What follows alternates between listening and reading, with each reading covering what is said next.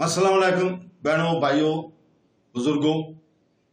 आज हम इस इस्लामी मालूमाती और तालीमी वीडियो में अब्बासी खिलाफत के 15वें खलीफा मुत्तईद के अरूज का जायजा ले रहे हैं और इनके दौरे हुकूमत तक के वाक़यात का जायजा ले रहे हैं। तो बराए मेहरबानी इस वीडियो के आखिर तक हमारे साथ रहें, क्योंकि हम इस वक्त के सियासी मंजरनामे और इनके दौरे हुकूमत में दरपेश चैलेंजों से पर्दा उठा रहे हैं। और अगर आपको ये वीडियो अच्छी लगे तो अपने दोस्तों को भी ये शेयर करें ताकि वो भी इन हालात से जान सके और मुस्तफीद हो सके।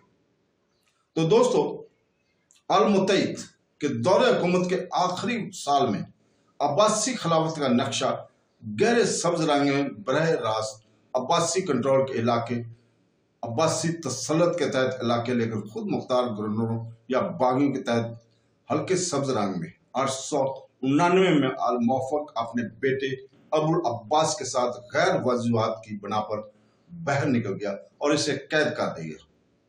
अल मौफक के अगले 2 साल जब्बल में मुहिम पर गुजरे, जो अब मगरबी ईरान है।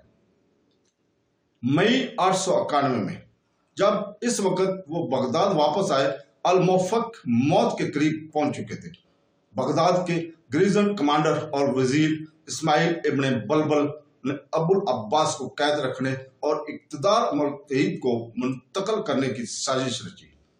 चुनांचे उन्होंने खलीफा और इसके बेटे को शहर आने की दावत दी, जो उन्होंने पूरी कर दी। ताहम इस वाक़े में अबुल अब्बास को सिपाहियों और आम लोगों में मकबूलियत की वजह से इसके पीछे हटने की कोशिश नाकाम हो गई।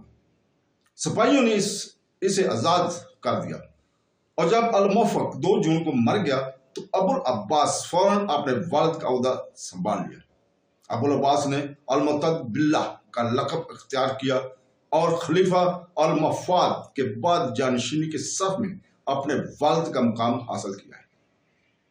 अख्तियार अल मफवाद को 30 अप्रैल 892 को एक तरफ धकेल दिया गया और जब अल मुत्तईद 14 अक्टूबर 892 को फौत हो गया, ज़हर के पीने और खाने की ज़ियादती के नतीजे में बीबू इब्न कैंडी अल मुत्तईद के तौर खलीफा इक़्तिदार संभाला।